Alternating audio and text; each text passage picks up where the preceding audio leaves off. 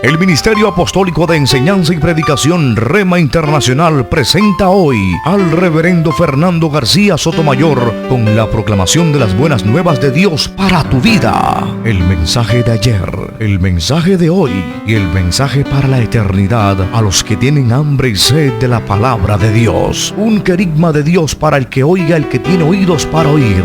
Escuche el dabar del Eterno a las naciones. Ahora es el tiempo para recibir el rema del Espíritu Santo a tu espíritu. Escuchemos con fe la memra del Señor para el alma. Si estamos listos, entonces abramos nuestras Biblias. Vamos allí al libro de los Salmos, el capítulo 2. Libro de los Salmos, capítulo 2. Cuando lo encuentren, mándenme una señal, dígame amén. Salmo 2, el verso.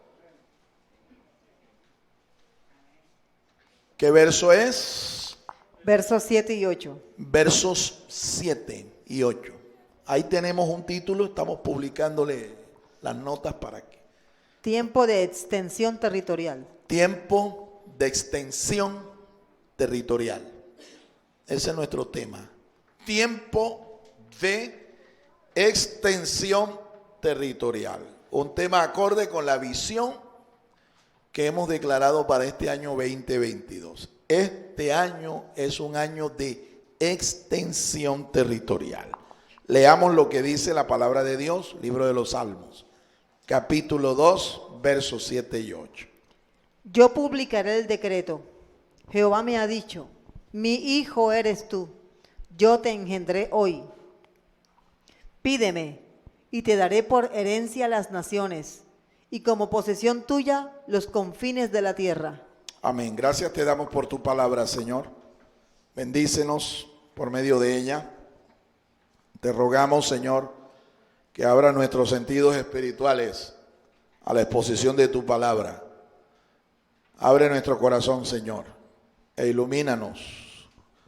Ilumínanos espiritualmente con la luz que viene de tu palabra, la luz que viene de tu espíritu. Muchas gracias, Padre. Reprendemos toda oposición maligna, satánica, diabólica, en el nombre de Cristo Jesús.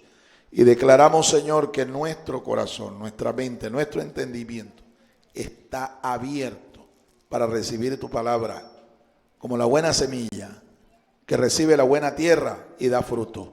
En Cristo Jesús. El pueblo de Dios dice, amén. Puede tomar su lugar. Vamos a ser guiados por unos pensamientos que nos van a ir introduciendo en esta disertación hasta llegar a los puntos principales, de los cuales vamos a aprender algunas lecciones espirituales y vamos también a derivar algunos principios para orientar nuestras vidas, para ser enseñados, instruidos en esta visión que hemos declarado. En la Biblia nosotros encontramos que Dios nos habla por medio de mandamientos, advertencias, consejos y miles de promesas. Amén. Fíjense, cuando usted lee la Biblia, usted debe estar atento porque Dios le habla a través de la Biblia. ¿Cuántos creen eso, hermanos? Dios le habla a través de la Biblia. Dios le habla. Pero la misma forma de hablar no es siempre. O sea, hay varias maneras, varias formas en las que Dios nos habla. Hemos dicho allí que por lo menos 4 formas, 4 maneras son las que Dios usa para hablarnos. Dios nos usa lo que son los mandamientos, mandamientos que nosotros tenemos que obedecer. También nos puede hablar en forma de una advertencia. Una advertencia es una señal de peligro. Una señal de peligro para que nosotros las tengamos en cuenta y no tropecemos en el camino de la vida. No tropecemos. Pero nos puede hablar también a veces como un padre le habla a un hijo, dándole un consejo, una orientación. Esos consejos debemos tenerlos en cuenta, ¿sí? Porque son los consejos de un buen padre a su hijo. Un buen padre que no quiere que su hijo se descarríe, que a su hijo le vaya mal en la vida, ¿sí? Y también nos habla a manera de una promesa. En la Biblia encontramos miles de promesas, más de 8,000 que están a nuestro favor. ¿Sí? Más de 8,000. Solo que hay que tener cuidado, porque no todas las promesas son para los creyentes. ¿Cómo así? No todas las promesas están dirigidas hacia los cristianos. Hay promesas que están dirigidas al pueblo de Israel. Y lo que es de Israel es de Israel. Y lo que es de la iglesia es de la iglesia. Entonces hay que tener muy en cuenta esto. La Biblia divide a toda la humanidad en 3 grandes grupos. ¿Quiénes son esos 3 grandes grupos en los que la Biblia divide a toda la raza humana? Los gentiles, los paganos que no conocen a Dios, la iglesia de Jesucristo, ¿verdad?, que fue constituida por el Señor Jesucristo el día en que Él derramó su Espíritu Santo y llenó con poder a sus 120 discípulos. Esa es la iglesia primitiva, la primera iglesia cristiana. Ese día nació la iglesia. Y ella recibe promesas en la Biblia. Esas promesas están allí en el Nuevo Pacto, en el Nuevo Testamento. Un pacto generalmente tiene estos 3 elementos. Tiene juramentos, tiene promesas y tiene también unas condiciones, ¿sí? Condiciones a las que se someten los pactantes, ¿sí? Cuando yo entro en una relación de pacto con Dios, hay unas condiciones que yo debo cumplir, hay unas promesas y Dios ratifica. Generalmente esos pactos los ratifica con promesas, Entonces, en la Biblia encontramos promesas para el pueblo de Israel también, ¿sí? Hay profecías que tienen que ver con los paganos, con los gentiles, ¿sí? Y hay promesas que algunas se cumplieron y otras se van a cumplir, ¿ve? En su momento, en su tiempo, ¿ve? Entonces, cuando usted lee, usted tiene que saber a quién está dirigida esa promesa. Por ejemplo, aquí rápidamente, porque quiero ser puntual en lo que quiero compartir con la iglesia en el día de hoy. Mire, allá en el libro de Éxodo, capítulo 15, 26, hay una promesa específica de sanidad. Una promesa de sanidad. Dios se revela allí como el sanador, como aquel que va a proteger a su pueblo de las plagas, de las enfermedades que envió a los egipcios. Esa promesa no es para los cristianos. Esa promesa es para el pueblo de Israel específicamente. Dios se muestra allí como el sanador de su pueblo. Entonces usted dirá, entonces nosotros como iglesia no podemos reclamar la promesa de un Dios sanador. Sí, sí podemos, pero no es esa. Vaya a Primera de Pedro capítulo 2 verso 24 y ahí está la promesa de sanidad para la iglesia. Entonces, esos cuidados hay que tenerlo. Allí dice en Primera de Pedro 2:24 que Él murió allí en la cruz del Calvario, se está refiriendo al Señor Jesucristo, y que por su llaga nosotros hemos sido curados. Eso lo declaró el profeta Isaías y lo confirmó también el apóstol San Pedro, pero en este caso no para el pueblo de Israel, sino para la iglesia de Jesucristo. A su nombre, a su nombre. En este pasaje el salmista revela una de las más grandes promesas hechas por Dios, el Padre, a su Hijo Jesucristo. En realidad, todas las promesas de la Biblia son hechas por Dios el Padre a su Hijo amado.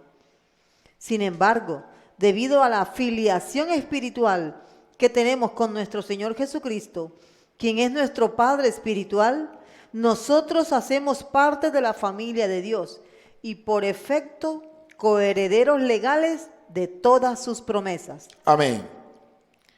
En el salmo que nosotros tenemos allí, salmo inspirado al rey David, tenemos una promesa, ¿ve? Pero en realidad no es ni para Israel ni es para la iglesia. Eso es una promesa de Dios el Padre a su Hijo Jesús. Y es una promesa que va a tener cumplimiento pleno, total, cuando el Señor Jesucristo venga y establezca su reino aquí en esta tierra. En ese tiempo es donde va a cumplirse lo prometido allí por Dios el Padre a su Hijo Jesucristo. ¿Cuál es lo prometido allí por Dios el Padre a su Hijo Jesucristo? Que si Él le pide, Jesús de Nazaret le pide, el Mesías, le pide al Padre las naciones, Él se las concederá. Y le dará como posesión suya los confines de la tierra. Efectivamente, en el reino milenial, nuestro Señor Jesucristo, el Mesías, será Rey de reyes y Señor de los señores. Ante Él se doblará toda rodilla, todo principado, toda potestad, todo gobernante, todo dirigente estará sometido a Él. A su nombre, alabado sea el nombre del Señor. Entonces, esa promesa es para Él, esa promesa no es para nosotros. Esa promesa es para Él. Sin embargo, aquí estamos declarando una poderosa verdad espiritual. ¿Cuál es? Bueno, Jesucristo es nuestro Padre espiritual. Nosotros los creyentes tenemos dos padres en realidad. Un Padre celestial y tenemos un Padre espiritual. El Padre celestial está sentado en su trono de luz inaccesible. A la diestra tiene a su Hijo, nuestro Señor Jesucristo. Y delante de su trono procede el Espíritu Santo, simbolizado por un poderoso río de fuego. Eso lo puedes leer en el libro de Apocalipsis, ahí está. Lo puedes leer en el libro del profeta Daniel también. En Dios hay una Trinidad. Pero escúchame, el Señor Jesucristo se encarnó, se hizo un ser humano, tomó nuestra humanidad para redimirnos a nosotros. Y Él nace de la tribu de Judá, nace específicamente de la casa real de David, para ser reconocido posteriormente por una promesa como aquel que se sentaría en el trono de David, su padre. Eso se va a cumplir. Eso se va a dar efectivamente. ¿Cuándo se va a dar? Allá en el reino milenial. Entonces nosotros tenemos dos padres, uno celestial y uno espiritual. El Padre espiritual de nosotros se llama Jesucristo. A Él le fue prometido una descendencia espiritual de hijos. Pero ¿cómo así si Jesús no se casó ni estaba profetizado que se iba a casar? Efectivamente, son hijos espirituales. Hijos espirituales. Usted y yo hoy somos hijos de Dios, pero adoptados legalmente por Jesucristo. Y esa adopción nos hace hermanos de Él. Y además nos hace miembros de la familia de Dios, la familia de hijos espirituales. ¿Quién es ese progenitor espiritual? Es el Señor. En Isaías 53 hay dos expresiones allí, la profecía de Isaías 53, que anunciaban que Él iba a tener una descendencia de hijos que nadie la podría contar. Efectivamente. Entonces nosotros tenemos dos padres. Eso no lo han comprendido algunos creyentes en el día de hoy. Algunas iglesias que se hacen llamar iglesias de la unicidad, las iglesias pentecostales unidas, no lo entienden. Algunos hermanos judíos étnicos o judíos mesiánicos tampoco lo han entendido. Jesucristo es nuestro Padre espiritual. Así estaba profetizado y así se cumple. Cada vez que hay alguien que nace de nuevo espiritualmente, comienza a ser parte de la familia de Dios porque fue adoptado en Cristo Jesús como hijo de Dios. Estamos declarando también aquí que todas las promesas que en la Biblia hay en realidad son hechas de Dios el Padre a su Hijo Jesucristo. Pero nosotros, como hermanos de la familia de Dios y coherederos de toda la herencia que el Padre le ha hecho a su Hijo, nosotros también podemos participar. Así es que sí podemos pedir la naciones como herencia espiritual. Sí podemos pedir los confines de la tierra como posesión nuestra, porque tú y yo pertenecemos a la familia de Dios, porque somos hermanos de nuestro Señor Jesucristo y somos coherederos de todas las promesas que Dios el Padre le ha hecho a su Hijo amado, nuestro Señor Jesucristo. A su nombre, a su nombre.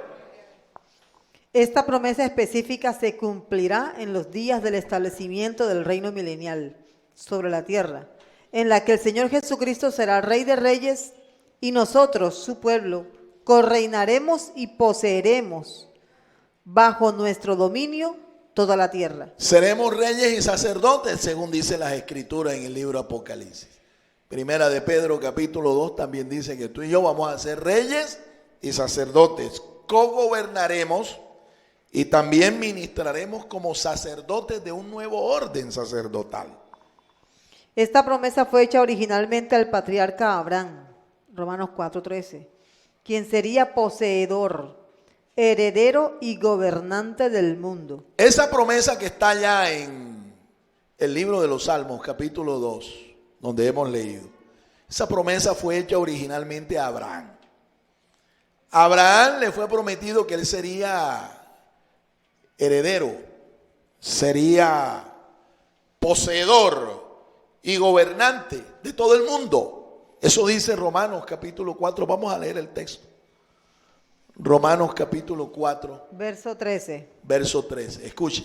Porque las promesas a Abraham y a su descendencia de que sería heredero del mundo no fue dada por medio de la ley, sino por medio de la justicia de la fe. Amén. A Abraham le fue hecha esa promesa originalmente. ¿Cuál promesa? La promesa de ser heredero del mundo, de ser el gobernante, el poseedor de todo el mundo. Y dice que no solamente Abraham, dice el apóstol Pablo, y así lo podemos corroborar en el libro de Génesis, en el capítulo 12 del libro de Génesis. Esa promesa fue hecha también a su simiente. La simiente de Abraham, según el apóstol Pablo, tiene nombre propio. Vemos cómo esta promesa tendrá su pleno cumplimiento en el Mesías Rey, quien es simiente de Abraham. Amén, a su nombre. Entonces, la simiente de Abraham es Cristo. Así que él lo que hace allí en el libro de los Salmos es apoyarse en esa promesa. ¿Ve? Porque él es simiente espiritual de Abraham. Jesús fue llamado hijo de Abraham en sus días. Hijo de Abraham. Gloria sea el nombre del Señor. Pregunto, hermanos, ¿están entendiendo hasta aquí esto o esto está más enredado que un bulto de anzuelos? ¿Me están entendiendo, hermanos? ¿Ustedes me están siguiendo? ¿Están aprendiendo algo, hermanos? Es importante porque yo puedo estar aquí disertando, dando una conferencia y puedo estar asumiendo que usted está entendiendo el asunto, pero resulta que no es así. Pero si usted me confirma que sí, estamos entendiendo, eso quiere decir que si yo le pregunto, usted puede responderme, ¿verdad? Si yo le pregunto algo de lo que hemos dicho, usted puede responderme, porque lo ha aprendido. ¿Cuántos dan gloria a Dios? Adelante. Algunos comentaristas bíblicos no ven la aplicación que tiene esta promesa con el mandamiento misionero dado por Jesús a su iglesia. Sin embargo, es claro que Dios tiene poder para que su iglesia posea y gobierne al mundo al predicar el mensaje del poderoso evangelio del reino de Dios. Amén. Algunos comentaristas cristianos, teólogos, dicen que esa promesa que está allí en el Salmo 2 no tiene nada que ver con la iglesia, ni tampoco con el trabajo misionero que nos ha sido encomendado a nosotros. Pero yo sí creo que tiene que ver. Tiene que ver todo en realidad. ¿Sí? ¿Por qué? Porque es que nosotros somos hermanos del Mesías. Somos parte de la misma familia de Dios. Y somos también coherederos.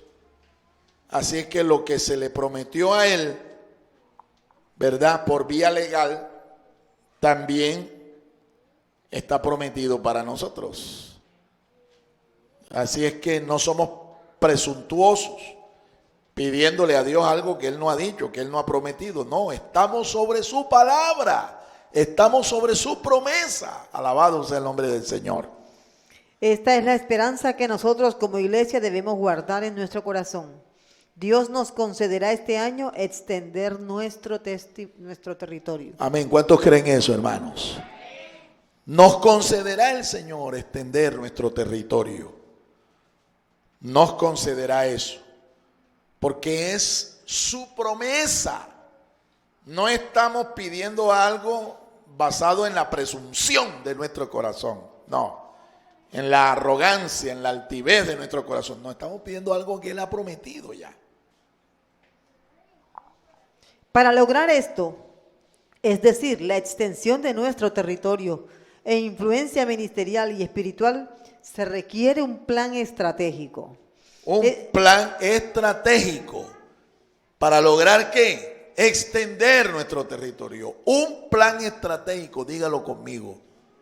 Un plan estratégico. Un plan estratégico. Esto es importante. Este plan estratégico de extensión requiere 3 elementos para su ejecución. Bien. Los que están tomando notas, hay 3 elementos que contiene este plan estratégico. Número 1.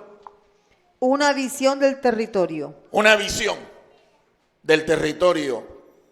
Una visión del territorio que Dios ha prometido para nosotros. Número 2. Una táctica específica para conquistar el territorio. Una táctica específica. Una táctica específica para conquistarlo. La clave aquí está en que hay que conquistar. Y número 3. Empoderamiento sobre el territorio. Empoderamiento sobre el territorio que Dios nos mostró y que conquistamos. Amén. Nos vamos a enfocar en el primer punto. Una visión del territorio. Una visión. Definamos lo que es una visión. Esta visión se puede recibir en tiempos de oración privada.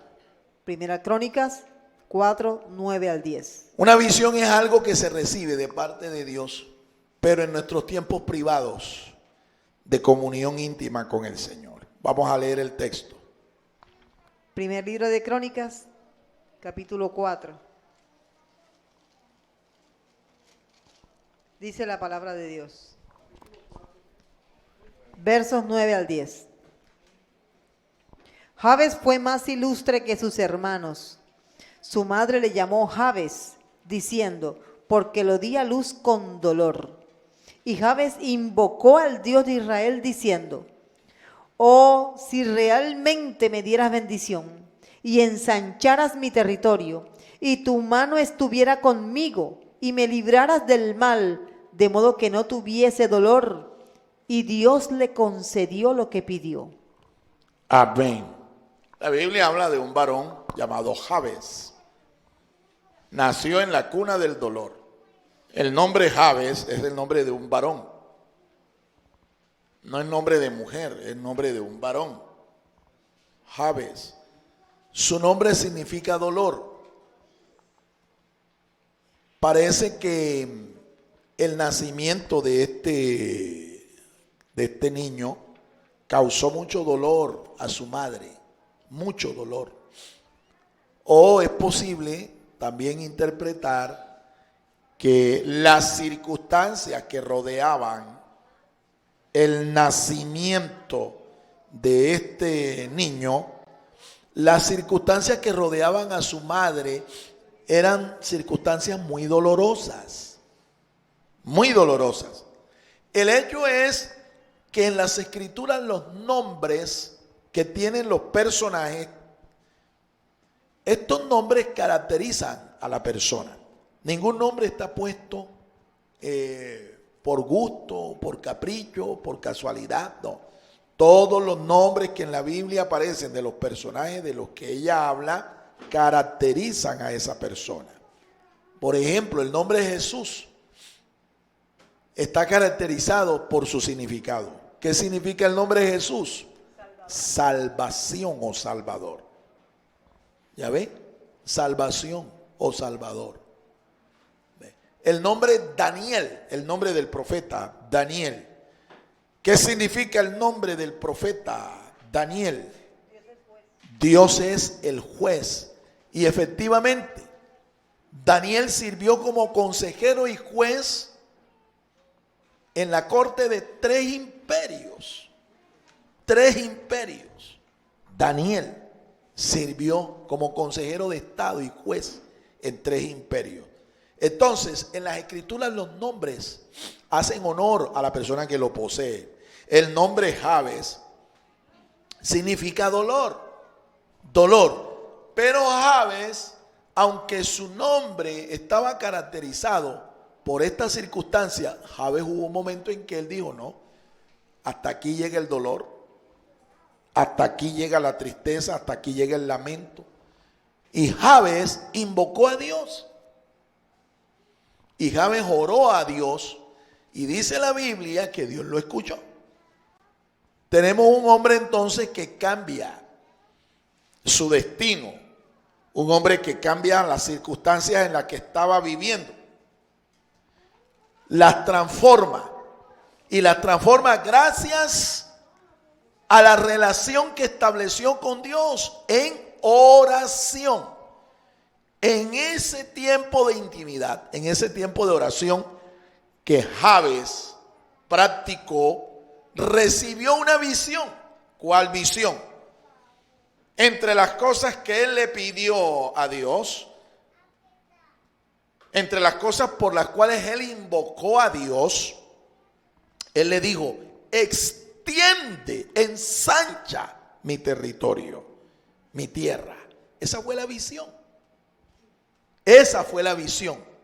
Entonces, aquí estamos determinando que una visión de extensión, una visión de expansión, para que tú y yo podamos extender también la visión de el territorio, la tierra, la herencia que Dios nos ha dado, tenemos que invocar el nombre del Señor y tenemos que practicar la oración.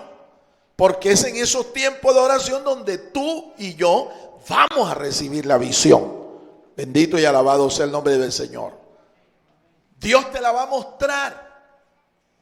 Efectivamente, yo puedo darles testimonio de que a mí Dios me mostró la necesidad urgente de que nuestro ministerio llevara el evangelio por lo menos a 12 poblaciones que están en los alrededores de Cartagena y del departamento de Bolívar. Y aquí a nosotros específicamente nos mostró, a mí me mostró 3 ciudades, y 3 ciudades que yo después me di cuenta por qué fue que Dios las mostró. Malambo, Galapa y Puerto Colombia. Dios me mostró por qué. Son las entradas y las salidas principales de nuestra ciudad aquí. Y Dios quiere que llevemos allí la palabra. Dios quiere que llevemos allí el mensaje. Dios quiere que extendamos nuestro territorio, nuestra influencia espiritual y ministerial hasta esas zonas. Ahora, Jabes fue inteligente. Jabes era un hombre ilustre, así dice la Biblia. Esta expresión ilustre significa algo más que alguien intelectual, educado, culto. No, esto identifica a alguien que es espiritual, que conocía las escrituras, conocía las promesas. Y resulta que Jabes se basó justamente en una de las promesas hechas por los patriarcas de su pueblo. Moisés, Jacob. Promesas hechas a manera de bendición patriarcal sobre su casa, sobre el progenitor de su casa. Jabes era de la tribu de Judá.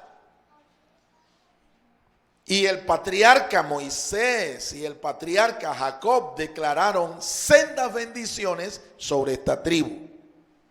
Gloria al Señor. Sigamos escuchando. Esta visión se puede obtener a través de un diagnóstico personal del cuadro de las circunstancias que nos rodean. Nehemías 2:13. Bien, vamos a leer el texto porque ahí tenemos otra ilustración de alguien que recibe una visión clara, concreta, específica. Nehemías 2:13. Salí de noche por la puerta del valle hacia el manantial del dragón y la puerta del muladar, y examiné los muros de Jerusalén, que estaban derribados, y sus puertas que estaban consumidas por el fuego. El caso de Nehemías también es el caso de alguien que recibe una visión, ¿ve? Y esta visión le proporcionó un diagnóstico de lo que él tenía que hacer. Nehemías dice que era copero, la Biblia dice que era copero del rey Artajerjes. Nehemías vivió en un tiempo en el cual Dios provocó un mover. Este mover empezó en el corazón de los reyes de ese momento. Ciro el Grande y su descendencia. Ciro el Grande conquistó el imperio de Babilonia, imperio que había sometido 70 años al pueblo de Dios en esclavitud. Ciro conquistó este imperio. Así que el pueblo de Dios pasó a ser sometido ahora a la dirigencia de Ciro y su dinastía. Ciro emitió un decreto que le permitió al pueblo de Dios retornar. Ellos lo hicieron en 3 viajes, 3 retornos, 3 regresos. El primero de ellos fue liderado por Zorobabel, príncipe real de la casa de David. El segundo fue liderado por Esdras y unos 2000 levitas y sacerdotes. El tercero fue liderado por Nehemías, el copero del rey. Esdras y Zorobabel iniciaron la restauración de la casa de Dios y del sacerdocio. Nehemías inició la labor de restaurar las murallas de la ciudad y la ciudad de Jerusalén, cada uno con una visión específica. Cuando Nehemías recibe el decreto real de ir respaldado, escoltado por las guardias del rey Artajerjes, Nehemías llega con un decreto, Nehemías llega con una plantilla, un equipo de subordinados que estaban a su disposición para la obra que él iba a hacer. Llega con planos, llega con recursos, llega con plata. Y cuando él llega a la ciudad de Jerusalén, él no le compartió a nadie la visión de lo que él tenía en su corazón, una visión que se le había dado el Señor. ¿Qué hizo Nehemías? De noche sale y él comienza a inspeccionar la ciudad. Vamos a leer el texto nuevamente para que te ubiques, te enfoques en cómo él recibió la visión y cómo él confirmó por medio de un diagnóstico lo que tenía que hacer inmediatamente. Y salí de noche por la puerta del valle hacia la fuente del Fíjate dragón. que no salió de mañana, ¿no? No lo hizo en el día, lo hizo en la noche. Y a la puerta del muladar, y observé los muros de Jerusalén que estaban derribados. Observó, él miró, él visionó. Observó, miró, visionó con sus propios ojos. ¿Qué fue lo que vio? Los muros, las murallas, las puertas. Y sus puertas que estaban consumidas por consumidas. ¿Ve? ¿Te das cuenta? ¿Ve? A él no le contaron, aunque sí le habían dicho ya, pero él vino y comprobó. Cuando él hizo eso, lo que hizo fue pasar revista y de una vez poner en marcha el plan de reconstrucción. ¿Ve? Lo mismo tienes que hacer tú, lo mismo tenemos que hacer nosotros. Cuando vamos a iniciar un proyecto de extensión, nosotros tenemos que definir, recibir con claridad cuál es la visión. ¿Ve? ¿Cuál es la visión? ¿Qué es realmente lo que hay que hacer? ¿Qué es lo que hay que hacer? ¿Cuál es la condición? ¿Cuál es la situación, verdad, del terreno? Mirar. Lo que hacen los ingenieros cuando van a hacer un proyecto de construcción. primero lo que hacen es mirar el terreno a ver si tiene o no tiene condiciones para construir, ¿verdad? Los arquitectos hacen su plan, hacen su diseño, ¿verdad? Para que después los ingenieros lo ejecuten. Pero primero ellos miran las circunstancias, cómo está el suelo. ¿Es arenoso, es movible, está firme o no? Hay que meterle cimientos, ¿qué tanto cimiento? En fin, eso se llama levantamiento del terreno. Lo mismo hacen los arqueólogos cuando hacen un descubrimiento. Ellos llegan al sitio en donde ellos sospechan, tienen la idea de que allí hay algo, allá hay alguna pieza arqueológica, ¿me entiendes? Entonces ellos vienen y hacen un levantamiento del sitio. ¿Cuánto dan gloria al Señor, hermanos? ¿Estamos entendiendo entonces? Entonces la visión nosotros no debemos recibirla de otro. La visión la debes recibir tú mismo. ¿Por qué digo esto? Porque es que en estos tiempos hay muchas iglesias y muchos ministerios que no han recibido su propia visión de parte de Dios y se han puesto a copiar, a imitar la visión de trabajo de otro, creyendo que como le dio resultado a ellos, a mí también me va a dar resultado. Y generalmente estos proyectos lo que conducen es al fracaso total. La visión se puede obtener de gente de nuestro equipo que está positivamente motivada para alcanzar las metas del grupo. Números 13:3. Allá en Números, vamos a leerlo. Ahí tenemos a otro personaje que recibió la visión de Dios, ¿verdad? Y la confirmación de dos personas que eran parte de su equipo. Dos personas que tenían una actitud correcta, una motivación sana. Vamos a leer, estamos hablando aquí de Moisés. Moisés, cuando Dios le prometió que le iba a dar la tierra de Canaán, ¿verdad? Moisés cogió y escogió, a unos espías y los envió a la tierra para que ellos inspeccionaran y le trajeran luego el reporte, el testimonio. Escuchemos el pasaje. Y Moisés los envió desde el desierto de Parán, conforme a la palabra de Jehová. Y todos aquellos varones eran príncipes de los hijos de Israel. ¿Te das cuenta? No eran cualquier persona, eran parte del grupo, eran parte del pueblo, eran los príncipes. Y Moisés los envió.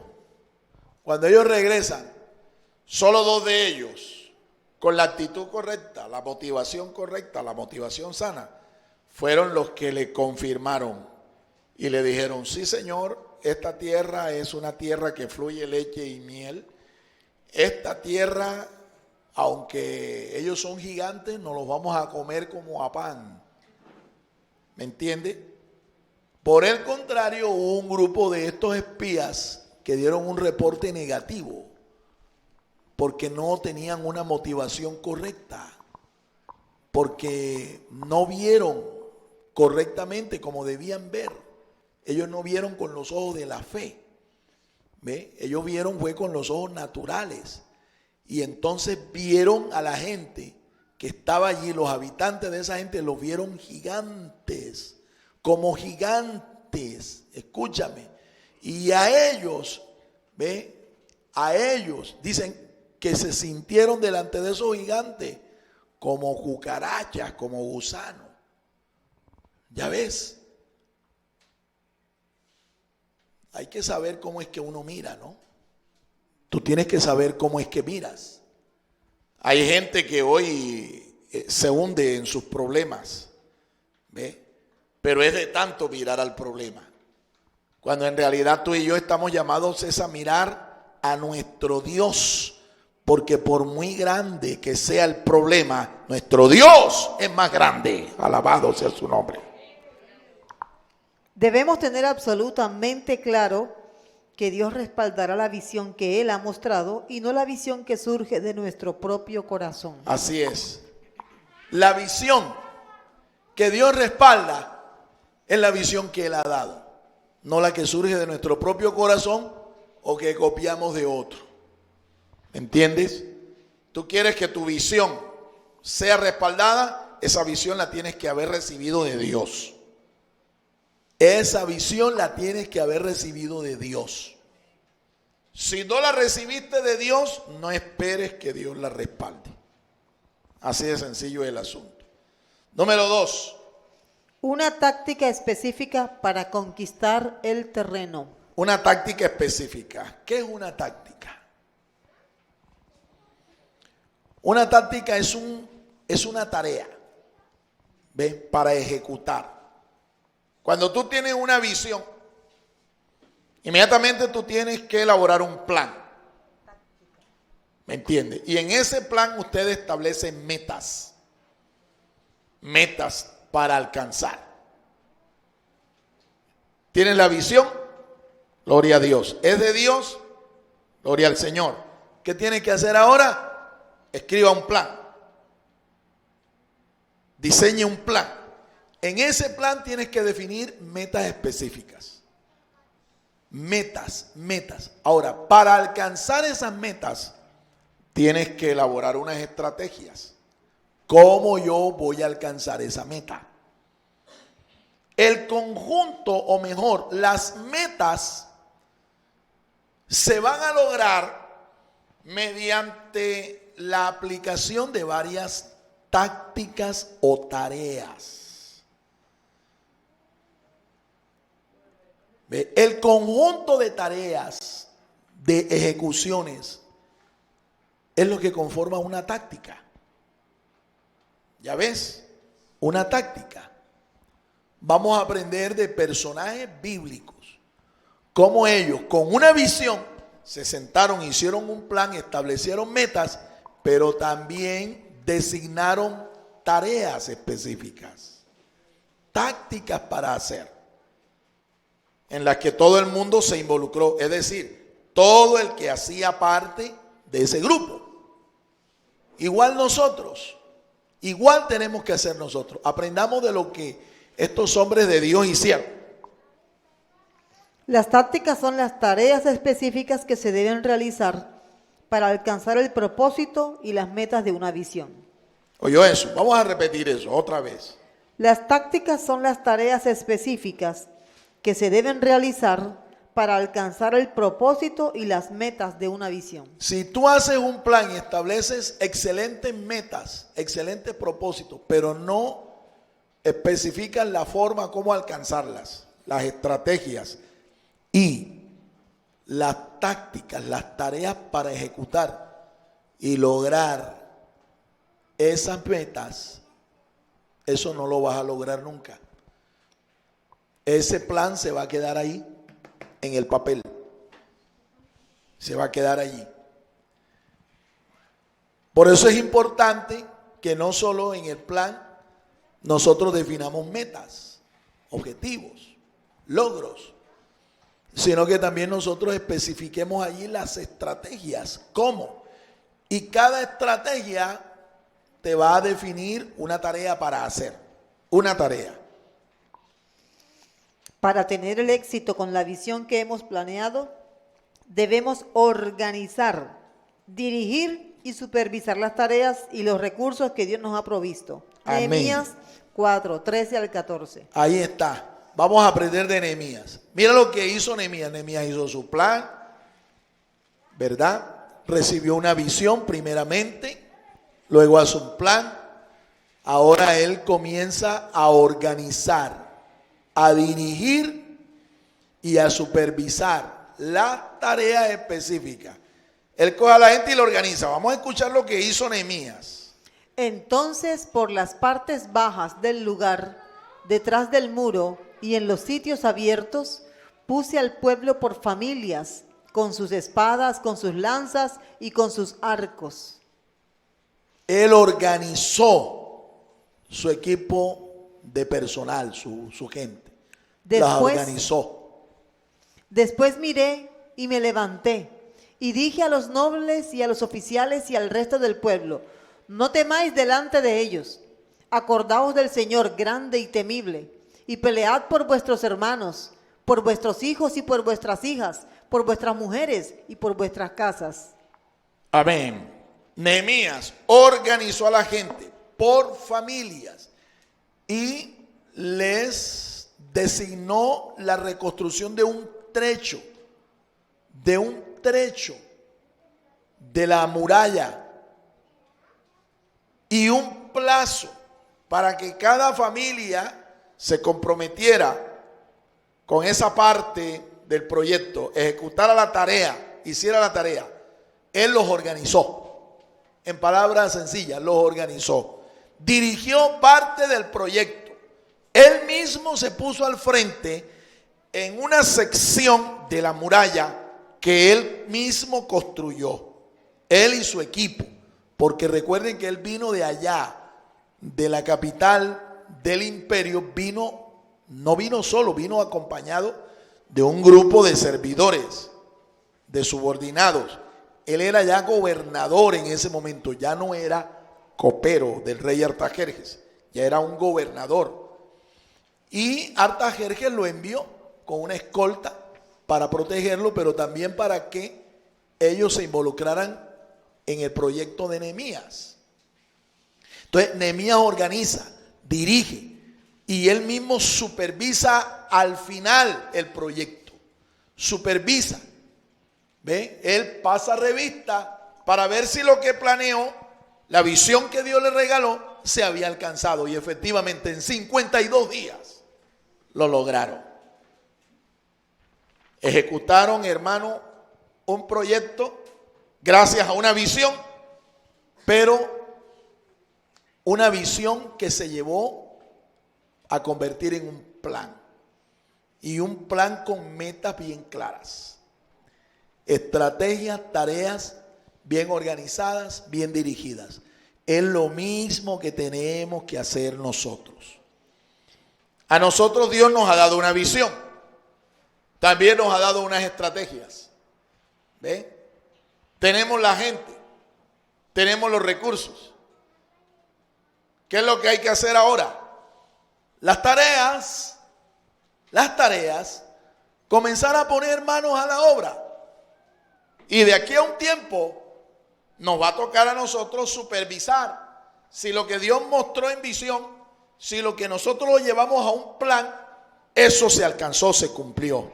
A su nombre, a su nombre. Para conquistar el territorio que Dios nos ha mostrado en una visión, se debe entrar en una relación de pacto con Dios, como lo hizo Josué. Números 21, del 1 al 3. Muy bien, mire. Es importante que para que esa visión dada por Dios, ese plan estratégico con sus tareas, se puedan lograr, se pueda alcanzar, tú tienes que entrar en una relación de pacto con Dios. En otras palabras, para que me lo entiendas, tú tienes que hacer de Dios tu socio en ese proyecto. Tú tienes que hacer de Dios tu socio. Esa tarea no la vas a hacer tú por tus propias fuerzas. Esa tarea la tienes que hacer de la mano de Dios. Y tienes que conquistarlo. Las promesas, escúchame, en la Biblia están dadas. Pero si tú esas promesas no le añades fe y diligencia, esas promesas se quedan allí en el papel. En la carta a los Hebreos, el autor de la carta a los Hebreos en el capítulo 6 y el verso 12 dice que hay 3 cosas que se requieren para usted ser un conquistador de promesas. Hebreos 6:12 te dice que tú tienes que ser diligente, que debes tener fe, como la fe de Dios, y que usted tiene que ser una persona que espere el tiempo de Dios, sea paciente para esperar el tiempo, la ocasión, la oportunidad, el momento preciso para usted avanzar, conseguir lo que usted ha recibido en una visión y que lo ha concretado en un plan. Si usted no es diligente para conquistar esas promesas, esas metas, usted nunca los va a conseguir, jamás. Usted vivirá en un mundo de ilusiones, en un mundo de sueños o en un mundo de papel. ¿Me entiende lo que le estoy diciendo? Vivirás allá en el cielo exaltado. Ve. Por allá en una nube, en una nebulosa, aislado de todo este mundo y la época, el tiempo en el que estamos viviendo, la era presente que estamos viviendo. Pero si usted, de la mano de Dios, usted hace ese plan, lo encomienda a Dios, confía en Dios, se toma de la mano de Dios, te aseguro, mi amado hermano, que todo lo que tú propongas conquistar, lo conquistarás. Alabado sea el nombre del Señor. Si tú crees eso, dale un aplauso al Señor, hermano. Aleluya. Alabado sea el nombre del Señor. Una visión para ensanchar territorio. Escucha, Josué entró en una relación de pacto con Dios. Y la Biblia dice que cuando él recibe la promesa de Dios de que él va a conquistar esa tierra, Josué se encamina, pero encaminado hacia allá, hacia la tierra, le salieron unos enemigos al paso y pelearon contra Israel y los derrotaron. Increíble, ¿no? El hombre al que se le había dado la promesa, la visión, resulta que ahora se enfrenta a sus opositores, a sus enemigos y pierde la batalla. ¿Qué hace el Señor Josué? Josué establece un voto nacional, hace un pacto en el que él toma la iniciativa y dice: tú me prometiste, Dios, que me ibas a dar esta tierra, y yo lo creo. Así es que con base en esa promesa, Josué hace un voto nacional. Capítulo 21, libro de Números, versos 1 al 3. Escúchalo. Mira lo que hace allí Josué y el pueblo de Dios. Números 21, del 1 al 3. Cuando el rey cananeo de Arad, que habitaba en el Negev, oyó que Israel iba por el camino de Atarim, combatió contra Israel y tomó cautivos a algunos de ellos.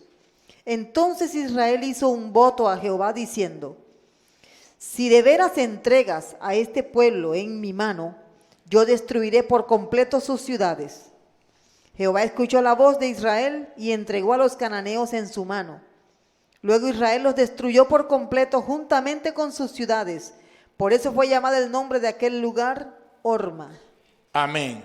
¿Te das cuenta lo que hace Josué? Declara un voto. Y el pueblo respaldó ese voto e hicieron un voto a Dios. Cuando ellos lo hicieron, la Biblia dice allí, el relato dice que Dios les entregó todas las ciudades, que les entregó este pueblo.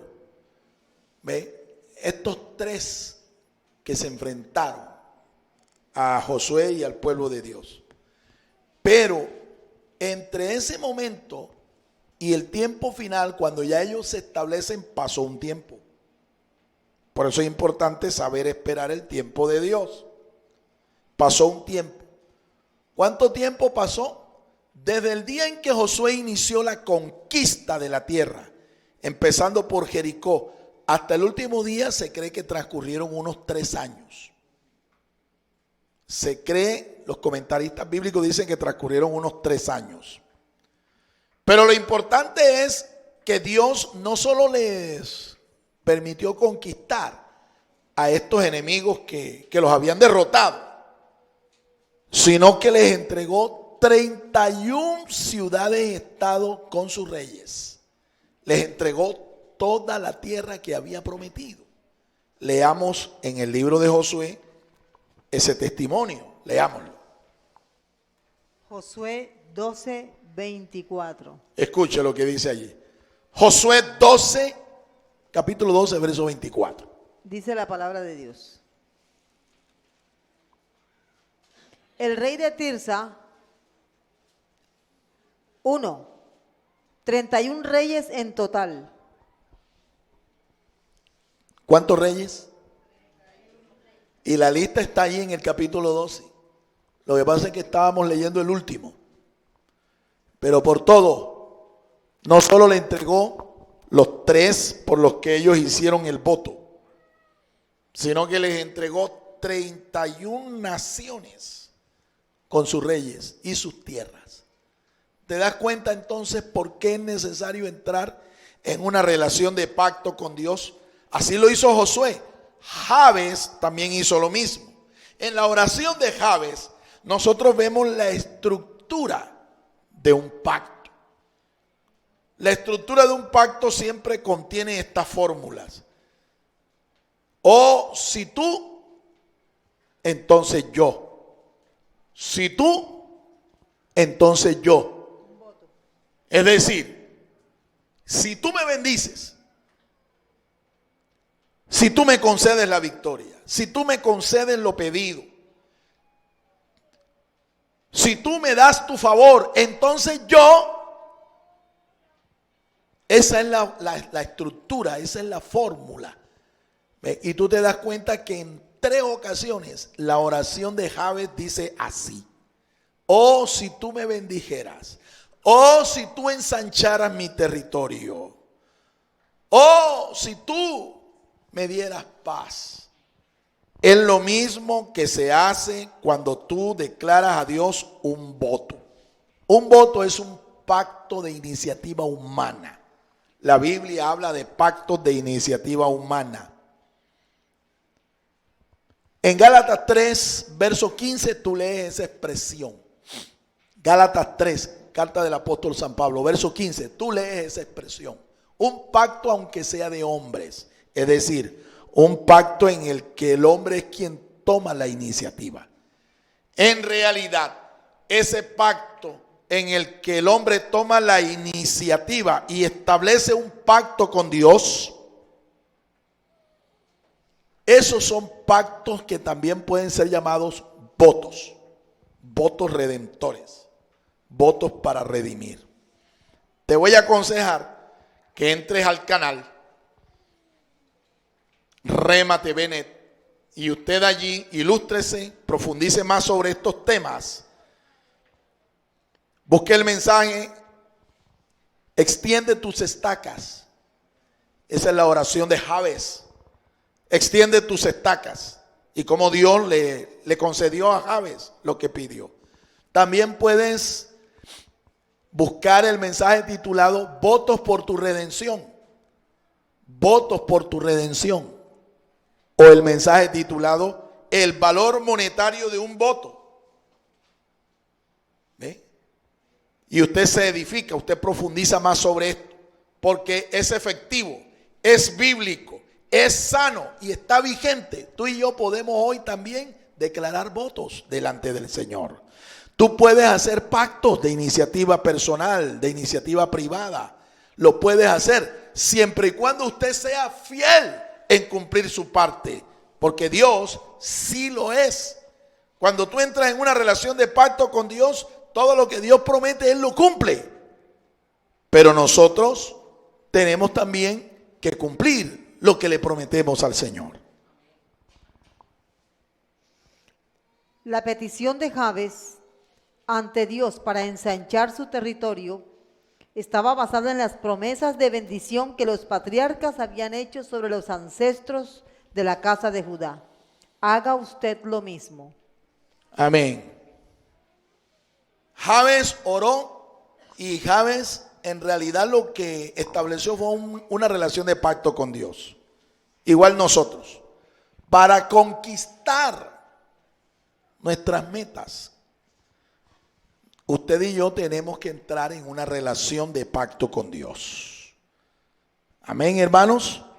Así como lo hizo Jabes, así como lo hizo Josué y el pueblo de Dios. Número 3. Empoderamiento sobre el territorio. Bien, tienes la visión, conquistaste, hiciste tu plan, conquistaste. ¿Qué tenemos que hacer ahora?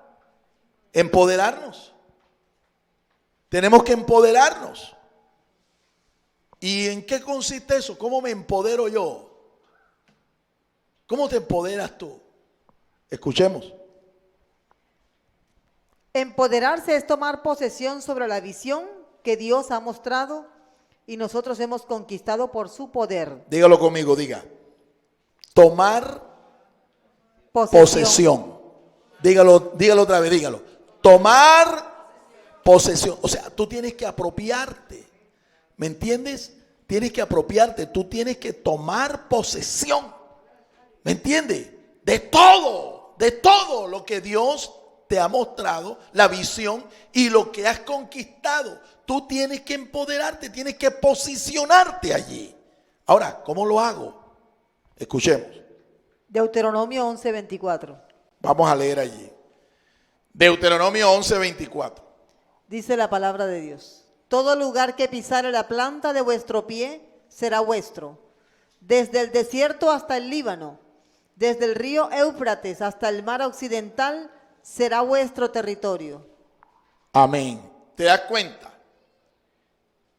Esa fue la visión que Dios le dio al pueblo de Dios, a su pueblo. Esa promesa que está allí escuchándose se la hizo Dios personalmente a Josué.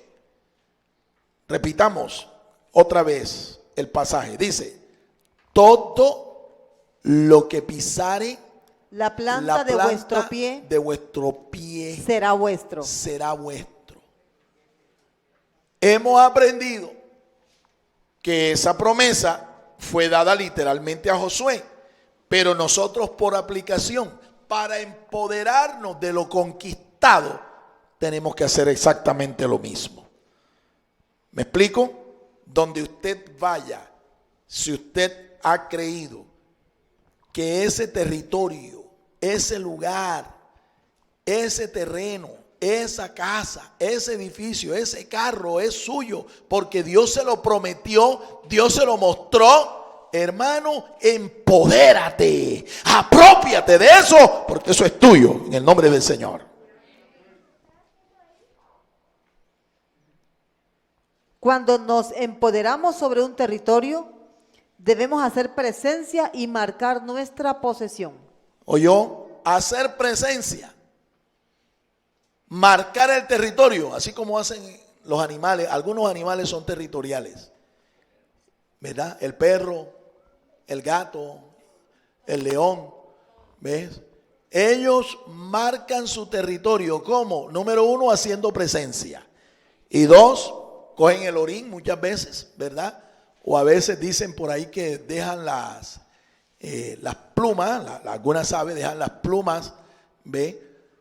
O dejan el lugar calientito, anidan un rato ahí y dejan el lugar calientito y ese calor, ¿ve? O el olor lo impregnan, ¿verdad? Lo impregnan allí. De manera que cuando llega otro, dice, no, ya este lugar ya está ocupado, ya esto tiene dueño. ¿Cuántos dan gloria al Señor, hermanos? Cuando los pueblos paganos conquistaban a otro pueblo o nación, ellos cambiaban los nombres de los pueblos y hasta de las personas conquistadas. Así lo hacían los pueblos paganos, mira. Conquistaban a otro pueblo. ¿Qué hacían? Le cambiaban el nombre a las ciudades y a las personas hasta les cambiaban el nombre. Cuando los babilónicos conquistaron al pueblo hebreo, ¿ve? Le cambiaron el nombre a la ciudad de Jerusalén y le cambiaron el nombre a los que adoptaron ellos, a los que cautivaron ellos, los esclavizaron. Y ese es el caso de Daniel. Daniel y sus amigos. Sus nombres hebreos fueron cambiados. ¿Con qué propósito? Con el propósito de borrar la identidad que ellos tenían y crear en ellos una nueva identidad. Con el fin de que ellos ahora hicieran parte de ese pueblo, de esa nación. Que ellos fueran asimilados. Es lo mismo que tenemos que hacer nosotros. Cuando nosotros predicamos el evangelio, ¿qué es lo que hacemos, mi hermano? Hacemos presencia. Establecemos el reino. ¿Ve? Y Dios viene y hasta le cambia el nombre a esa persona. Allá en el cielo tu nombre ha sido cambiado por si no lo sabías. Aquí te hacen llamar Andrés, te hacen llamar Juan, te hacen llamar Pablo, Pedro, pero allá en el cielo tienes otro nombre. Muchas veces establecían personas de su tierra para colonizar las nuevas tierras. Así hizo el rey Sennacherib cuando conquistó las 10 tribus del norte. Mandó una colonia de gente que se mezclaran con ellos allá para que esta gente se asimilara, ¿ve? A los asirios. Nosotros al conquistar territorio para establecer el reino, debemos nombrarlo conquistado con la bandera del Señor, Amén, aleluya. porque Él es nuestro estandarte. Él es Jehová Nisi, Él es nuestra bandera. ¿Ve? Cuando Josué conquistó todas esas ciudades cananeas, ellas tenían un nombre. ¿Y qué hizo Josué? Les comenzó a cambiar el nombre. Y lo hizo con todas. ¿Qué estaba haciendo allí? Estaba tomando posesión, estaba marcando territorio y estaba colocando ahí la bandera de Dios. La bandera de Dios lo que simboliza es sencillamente su presencia en ese lugar. Su presencia en ese lugar. Yo vi hace unos años una película protagonizada por un actor norteamericano, Tom Cruise. Era una película basada en el tiempo en que ellos colonizaron esas tierras. Colonizaron cada estado. Y la película muestra cómo grandes familias en caravana se iban por territorios inhabitados, territorios, tierras hostiles, tierras baldías. ¿Ve?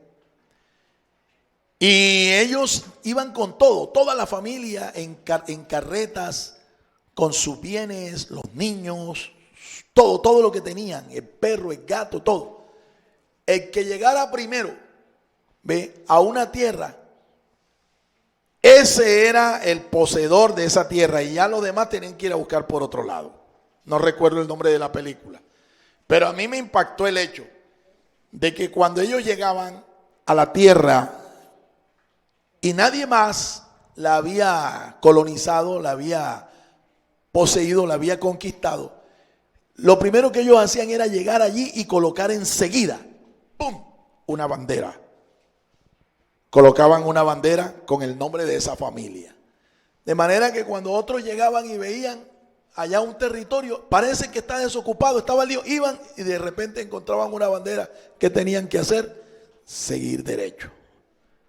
Porque ya esto tiene dueño. Mi amado hermano, el Señor a nosotros nos ha mandado también a conquistar el mundo. La iglesia del Señor fue llamada a conquistar el mundo, a establecer el reino, a colocar la bandera del evangelio en todas las naciones de la tierra. A su nombre. Es una verdad espiritual poderosa y una tarea urgente. La iglesia está llamada a conquistar el mundo, a establecer espiritualmente el reino de los cielos en el corazón de cada ser humano. ¿En dónde se debe establecer el reino de los cielos primeramente? ¿En dónde? En el corazón de los hombres. Pero un día ese reino se va a establecer literal y físicamente en esta tierra. Y el Señor Jesús vendrá y gobernará juntamente con nosotros como Rey de Reyes y Señor de los Señores. Visiónalo tú. Visiónalo. ¿Qué es lo que tienes que visionar? Tienes que visionar conquistar territorio. Conquistar tu territorio. Conquístalo tú. Debes conquistarlo tú. No debe hacerlo otro por ti.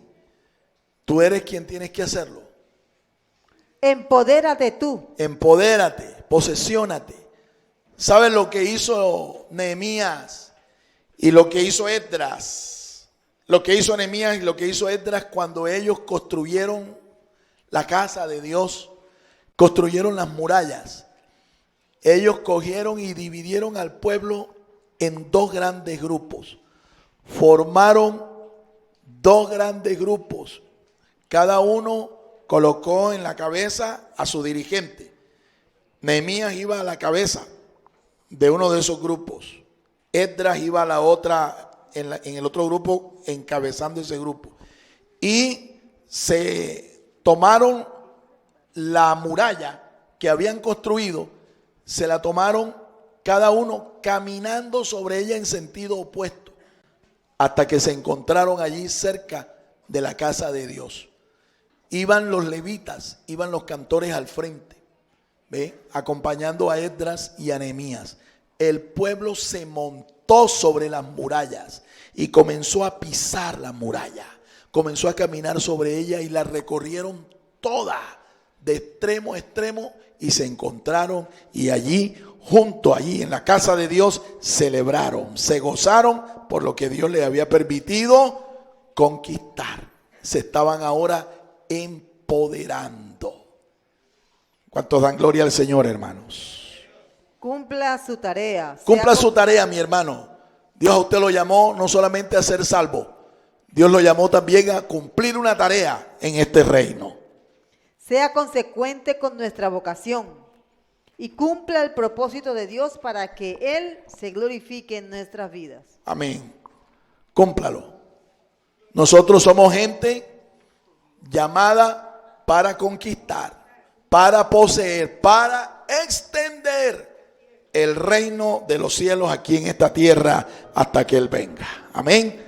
Póngase sobre sus pies, vamos a dar gracias al Señor por esta palabra. Padre, en el nombre de Cristo Jesús, yo te doy las gracias, Señor, por lo que hemos podido hoy compartir.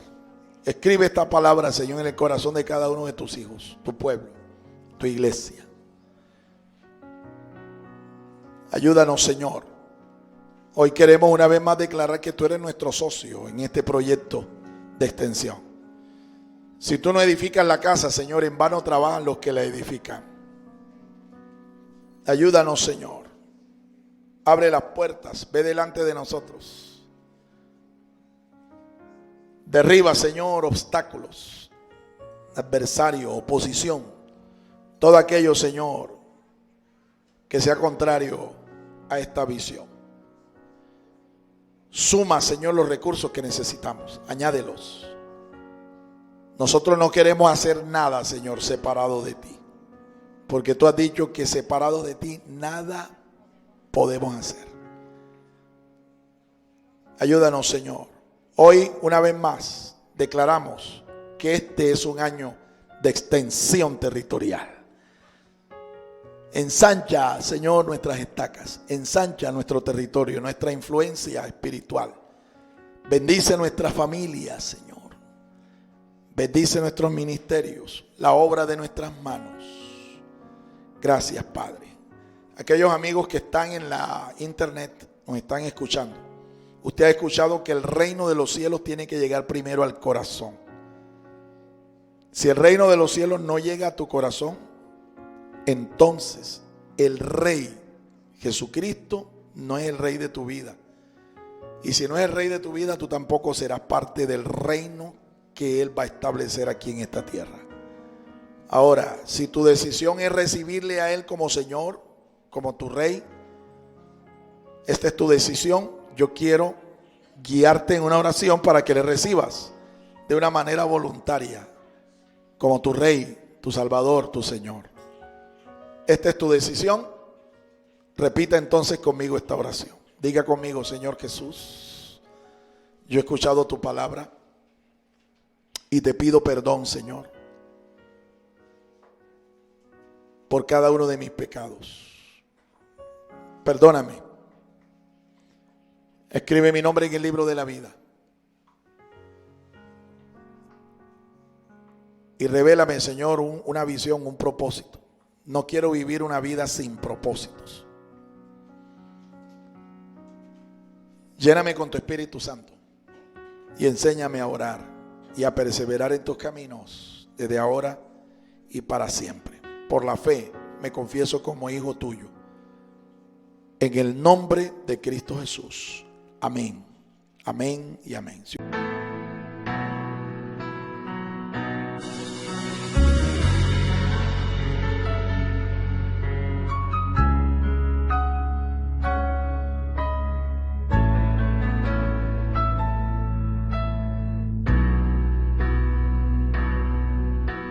Usted también puede sembrar personalmente sus generosos donativos a la cuenta de ahorros número 487-5031-5995 de Bancolombia, a nombre de Fernando García Sotomayor. Sus ofrendas y sus oraciones sostienen nuestro ministerio.